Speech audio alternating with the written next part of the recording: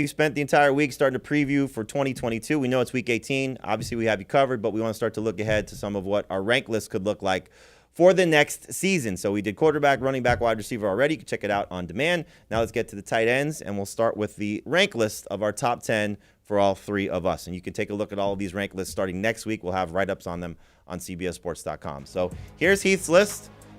Keep it in your mind. Keep it fresh because we're going to compare it to Dave's list in a second. But interesting to note, no longer Travis KELCE at the top of the list, going with what's happened in the 2021 campaign as opposed to what's been the case the last 6 years of Travis KELCE's career. George Kittle still at number 3, Darren Waller down to number 5, Kyle Pitts number 4, and some interesting decisions to make 6 through 10, which will probably change for a lot of us, but the top 5 probably going to be the same across the board as you see for Dave, just a little bit of a different order. Or no, same order, I guess, right? At the top 5, yeah. Same top 5, different top 6 through 10. Interesting. No Dallas Goedert on your list, Dave, so we'll see where he stacks up for you comparatively to the rest of us. But you like Pat Fryermuth going into his sophomore campaign, and Dawson Knox as a top 10 option as well. For me, you see Kyle Pitts, number 3. I'm going to be a little aggressive with Kyle Pitts. I do think he's going to take a step forward next season. We'll draft him over the likes of Darren Waller and George Kittle. Could be a mistake, but I do think we see tight ends take that next step in their second season, and I like what he did as a rookie, despite the fact that he did not score a lot of touchdowns. So let's talk about some of these guys here. So let's get to that number 1 option. So it's always been, at least it feels like forever, Travis KELCE is the first tight end off the board. Is he a first-round pick? When are we taking Travis KELCE? That's no longer the case. Mark Andrews has now replaced him in our minds as the number 1 tight end based on what we've seen in the 2021 campaign. So A, why? And B, when you draft in Andrews? Part of it has to do with KELCE and the fact that when you have a 32-year-old that takes a little bit of a step back, I think it's generally best to bet that he's going to take another little more step back the next year. Betting on a bounce back from a 33-year-old tight end seems like a risky proposition. But also, you look at what Andrews has done this year, 17.5 fantasy points per game. That would have been first or second in each of the past 5 seasons. That's better than some of what KELCE's seasons have been over the past couple of years. And I believe in Mark Andrews with what he did before this season as an elite tight end. You look at the stages of his career. Yes, he took a small step back last year, but even on a per-game basis, he was a top 4 tight end last year. He just is that good. I think both the Ravens and the Chiefs could look to add another wide receiver this offseason to try and make their offenses more explosive. You think the Ravens will? I think the Ravens will because I think they've had it with Marquis Brown, and I think they've struggled to actually it with Marquis Brown? Yeah, I think they're not tired even of the case him at all. Really? Because he keeps getting hurt and he's not effective anymore. When has he missed time? He's been playing hurt for half the year, Jamie. Mark Andrews has become their top. Wait, how did they tire with Marquis Brown? I don't understand that. Marquis Brown has been terrible the second half of the season. They've missed their quarterback for half the season. They have, and the other guys have stepped up. This guy especially. So I think it almost doesn't matter. You think they're moving on from Marquis Brown? I didn't say they're moving on from him. I don't think they're going to put him in a major role. I think Mark Andrews is actually going to see more targets next year. I think you're going to see Mark Andrews really be that number 1 fantasy tight end. It was an easy decision for me to put him ahead of an older tight end like Travis KELCE. That I get, but I don't think it's coming at the expense of Marquis Brown, who's seen an uptick in catches and an uptick in targets. He just hasn't been used down the field because the quarterback situation has been miserable. So I don't think they're tired of Marquis Brown at all. I think they're going to give Marquis Brown probably a pretty big contract extension coming up pretty soon. We'll see about that. We will see about that. Let's talk about another topic here, and that is the next guy. So you have Andrews 1, KELCE 2, Kittle, Pitts, Waller. So make the case for Kittle at number 3 still for both of you because he has not been the number 3 tight end for the last 2 seasons. To me, it's about not being able to make the case for Pitts. And he has been great this year as far as fantasy tight ends go. And, of course, he's going to score more touchdowns next year than he did this year. But I'm assuming that there could be, first of all, that Calvin Ridley will be back. And Calvin Ridley will be the top target in Atlanta. If Ridley doesn't come back, then the door will be open for me for Kittle to move down, Pitts to move up. I also don't know who the quarterback's going to be in Atlanta.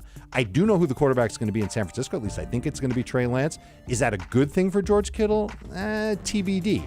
But I don't know if there is a tight end that I can look at and say definitively number 3 as we sit here in January of 2022. So I'm comfortable with the first 2 tight ends. For now, I'll just play the chalk with George Kittle. Yeah, I mean, one of the things we had concern about George Kittle coming into this year was he doesn't ever score more than 5 touchdowns. And it's no great feat that he scored 6 touchdowns, but the guy that we're talking about comparing him with did just score 1 and has a quarterback who has struggled to get the ball in the end zone to his number 1 target. I don't have a strong feeling really between Kittle, Pitts, or Waller. They're all in kind of a group for me. I think Waller could have a bounce back season as well. I'm going to go with Kittle just because even in what was kind of a down year for him this year, he's still averaging more yards per game than Pitts, and he did get into the end zone considerably more often. Yeah, to be honest, really, the struggle for me is Waller and Pitts, because I don't want to overlook what Darren Waller has been and what he probably would have still been if he hadn't gotten hurt. And so while he is getting a little older, I'm assuming Derek Carr's still going to be the quarterback there. If not, there'll be an upgrade because I don't think they're going backwards. So I just don't trust right now Trey Lance to George Kittle. That relationship and that rapport concerns me, especially when you have, and this has always been our concern about George Kittle, they're still going to have Brandon Ayuk. They're still going to have Deebo Samuel. Those guys are going to command targets. I don't know if Trey Lance is the type of quarterback in a Kyle Shanahan system to get the targets that he needs, and we're seeing that over the last several weeks. So George Kittle actually concerns me a little bit going into next season.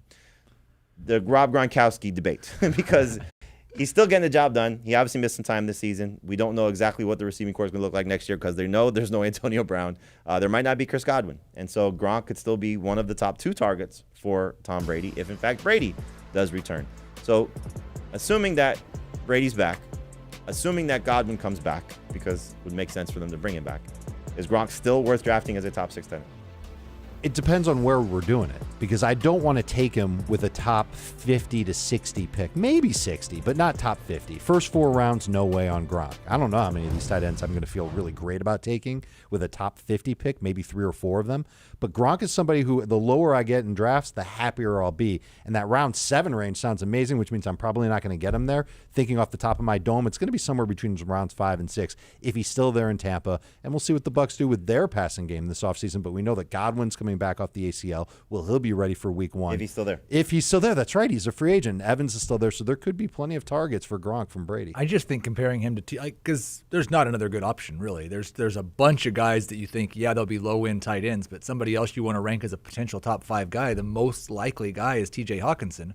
This was supposed to be T.J. Hawkinson's breakout year, and T.J. Hawkinson was 1.5 points worse per game than Gronk, and this was the best season of T.J. Hawkinson's career on a per-game basis. So I just think comparing Gronk at a step back and T.J. Hawkinson at his career year and Hawkinson's still considerably worse, I just rank Gronk there because of the upside. The touchdown potential's there. He spent a lot of the offseason getting in better shape based on where he was the first year out of retirement. And so I think as long as Brady's there and Gronk wants to be there, it's still worth drafting him as a top 6 tight end. It's just a matter, again, of when you want to take him, like Dave said. If you want to take him early because you want to make sure you lock it up and make sure you have a guy that's pretty consistent. But injuries have, as we know, been a problem for him later in his career, certainly this year as well. Let's talk about the best of the rest because, we get past the top 6. We're all in agreement on the top 6. I know you both have Hawkinson ranked next, but I want to give you a different guy, Heath. So, Dave, you tell me about Hawkinson and why he's still at that 7th range for you because he didn't take the step forward I was hoping he would take. Same. And now you're getting probably an addition at the receiver spot, I would hope. Amon-Ra St. Brown has emerged as a legit player for them. There's no doubt about that. And we'll see if, in fact, Jared Goff's the quarterback. So much of this has to do with projecting and hoping that T.J. Hawkinson makes that step, but he's going into year 4 next year. So if he doesn't make that step, then I don't know if he's ever going to do it, which is why you've got to lower expectations a little bit.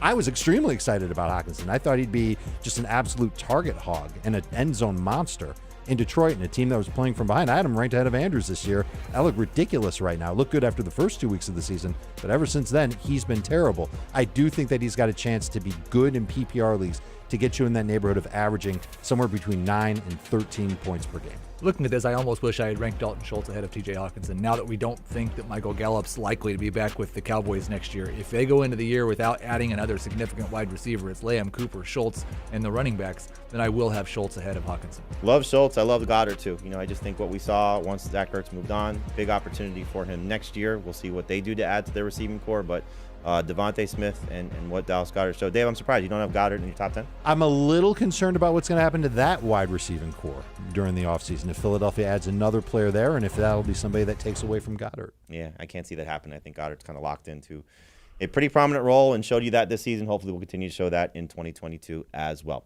All right, so that'll do it for us here with our tight end rankings.